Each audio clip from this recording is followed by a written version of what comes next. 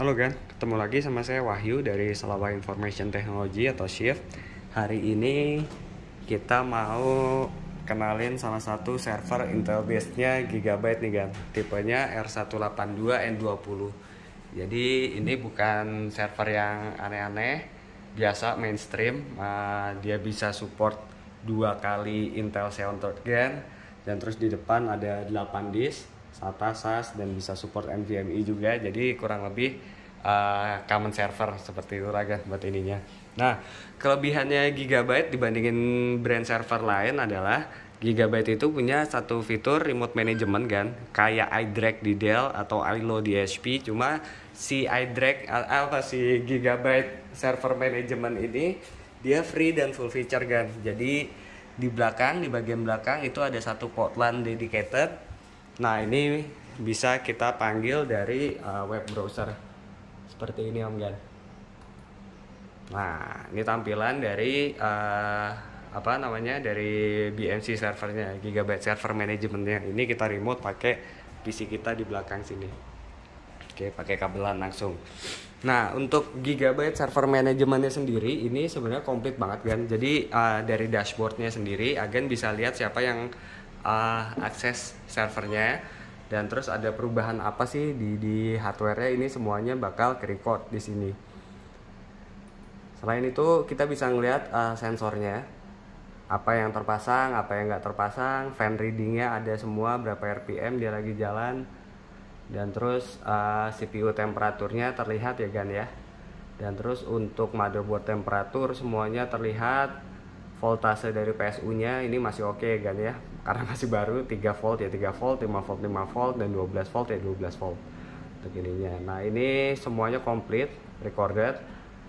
Di sini juga ada di bagian tab sistem inventory nih Om Gan. Jadi kita bisa lihat nih CPU nya dia pakai apa sih. Nah, ini kita bisa lihat saat ini kita lagi pakai Xeon Third Gen terbaru, Intel Xeon 4310. Generasi sebelumnya itu 4210R 10 core. Nah, di generasi terbaru ini dengan harga yang sama, dia core-nya lebih banyak nih kan. Jadi 12 core dengan clock speed yang sama. Oke, dan terus untuk DIMM inventory-nya juga sama. Ini recorded semuanya. PCI slot jika ada tambahan PCIe. HDD-nya juga sama nih kan, karena ini kita cuma testing, nggak pakai RAID card juga, jadi kedetek di onboardnya. Kalau seandainya kita pakai tambahan RAID card, HDD-nya nggak bakalan terbaca di sini, tapi di RAID controllernya. Oke, jadi kurang lebih seperti itu. Dan di sini juga ada through information. Ini isinya adalah serial number dari server yang Om Juragan beli nanti nih. Jadi di sini ada serial number, casing, servernya segala macam. Nah, ini biasanya berguna untuk klaim garansi kan. Jadi biasanya kita record dan agen bisa collect informasinya seandainya server ini bermasalah. Untuk serial number yang mana kita bisa checking.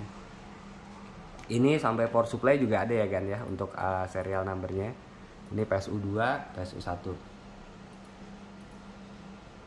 Oke, dan terus di sini juga ada log and report, siapa yang akses, terus sistem lognya ada perubahan apa sih, dan terus audit log sama video log ada semuanya.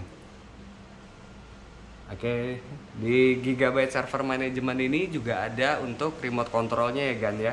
Jadi kita bisa nge-remote servernya. Oh sorry, ini udah saya buka.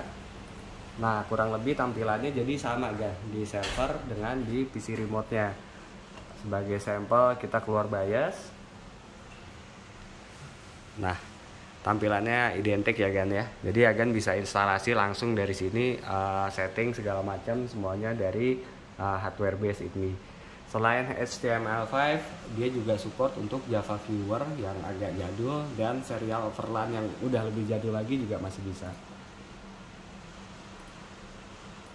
Selain itu kita juga ada power control ya Gan. Jadi seandainya ada apa-apa dan kita harus reset, ini kita bisa power off, power on, atau ngereset dari jarak jauh by remote, by me. Dan karena ini hardware base untuk remote-nya, jadi juga kita bisa turn on servernya nih Gan. Let's say kita power off saat ini, dan nanti kita akan nyalakan kembali. Oke, ini salah satu fitur dari Gigabyte server yang customer suka karena untuk remote management ini di server lain biasanya lisensi kan berbayar. Jadi ada tambahan biaya atau hak aksesnya dibatasi kalau mau free. Di kita enggak, Agan bisa pakai sepuasnya. Nah, ini di sini kita bisa power on servernya kan dari remote.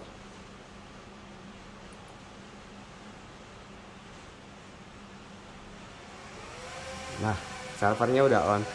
Sembari saya ceritain, jadi ini salah satu fitur unggulannya Gigabyte nih kan, free untuk fitur remote manajemennya. Dan ini kalau saya nggak salah bisa diakses dari Android juga, ada apps-nya. Selain itu yang customer kita suka adalah untuk Gigabyte ini dia benar-benar customize kan. Maksudnya customize itu jadi seperti ini. Dia datang sebagai barebone server kan, cuma casing, belum ada prosesor memori dan belum ada storage. Jadi Agan bisa pilih nih, let's say sekarang Agan cuma butuh 12 core, tapi ke depan mau tambah prosesor itu bisa. Atau Agan punya prosesornya sendiri sama memorinya sendiri sama storage-nya sendiri, mau beli dari kita barebone aja itu juga nggak masalah, bisa juga. Dan kita nggak ada vendor lock kan. Maksudnya vendor lock di sini adalah misalnya Agan cuma beli satu CPU dan terus heatsinknya satu lagi nih kita nggak kasih nih.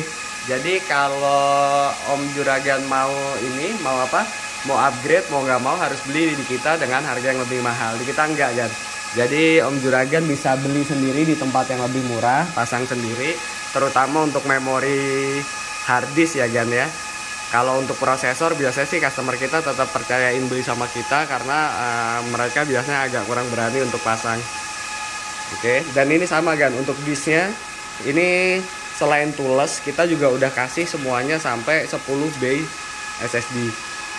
Nah dia udah tools, sudah nggak pakai baut-baut lagi, jadi tinggal cetek-cetek aja.